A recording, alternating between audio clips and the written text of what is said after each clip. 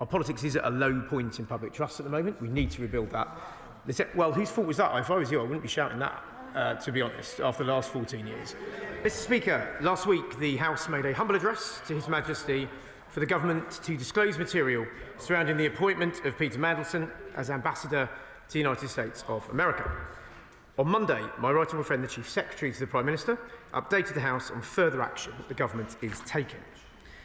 He confirmed that the government will bring forward legislation to ensure that peerages can be removed from disgraced peers and that Peter Mandelson will be removed from the list of Privy Councillors. He also explained how we have changed the process for the relevant direct ministerial appointments, including politically appointed diplomatic roles. And my right honourable friend also set out other areas in which we recognise the need to go further, including around tightening transparency and lobbying.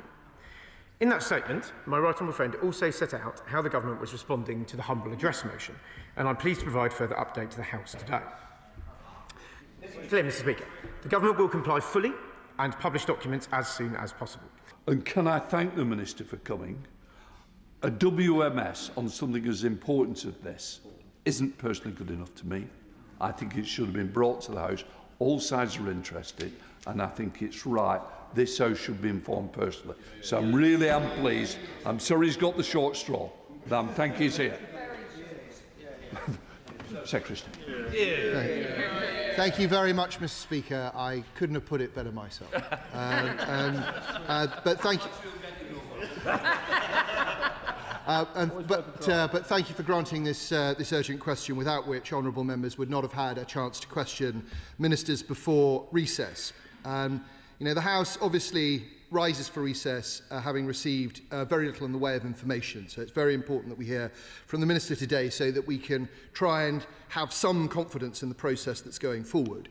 And simply put, the purpose of our question today is to try and elicit from the government a commitment to give the House a timetable, and also to confirm, as I think the Minister may have done, that it intends to comply fully with the language in the humble address. And I say that, Mr. Speaker, because there's been briefing to the press from government sources this week that the government might try to reinterpret the address in some way.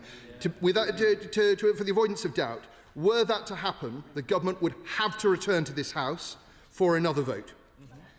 Last week, the Prime Minister told us the process would have integrity because it was being led by the Cabinet Secretary, and that any criticism or denigration of the Cabinet Secretary would not be right. This week, the political forces in Number 10 have been briefing that Sir Chris Wormald is to be replaced. What a turnaround. So will the Minister reassure the House that any change in the Cabinet Secretary will not delay disclosure or publication of the documents which the House has required? Thank you, Mr. Speaker. Parliament is rightly focusing its attention on Peter Mandelson, but along with accusations of other heinous crimes, during his time as trade envoy to Singapore, Vietnam, China and Hong Kong in 2010, Andrew Mountbatten-Windsor passed extremely sensitive material on to Epstein and his accomplices. Isn't it time that, as well as Peter Mandelson, we called on Andrew Mountbatten-Windsor to answer to both the police and to Parliament?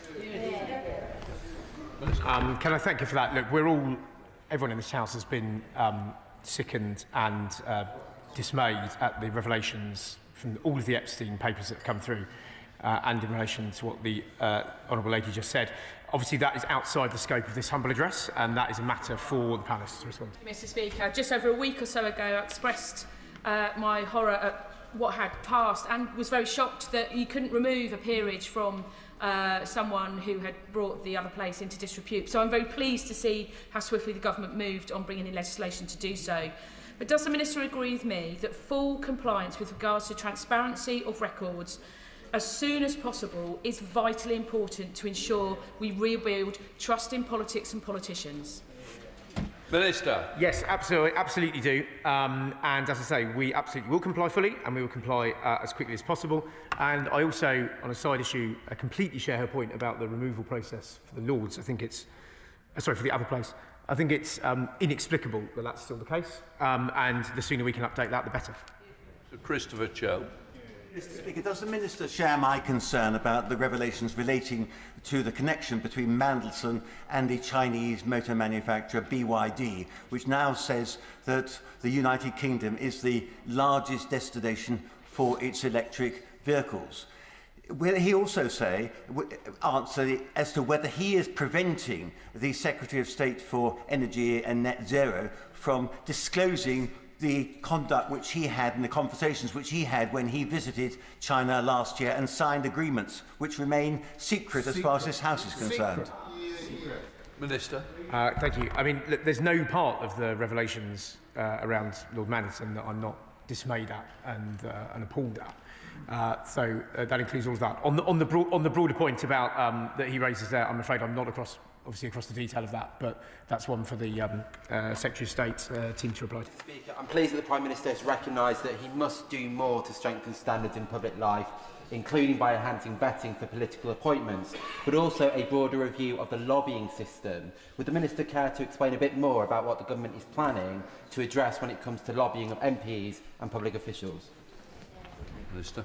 Can I thank you for that? The Chief Secretary set this out to the House on Monday, and further detail will come forward soon. But I do think this is an important part, again, of restoring trust, and that it can't just be us reacting to the specific of the Mandelson revelation. It needs to be a much broader position about how lobbying, how transparency of our politics is carried out. Because our politics, and this shouldn't be a political point, because this is all governments and all parties at different points. Our politics is at a low point in public trust at the moment. We need to rebuild that. They said, well, whose fault was that? If I was you, I wouldn't be shouting that, to be honest, after the last 14 years.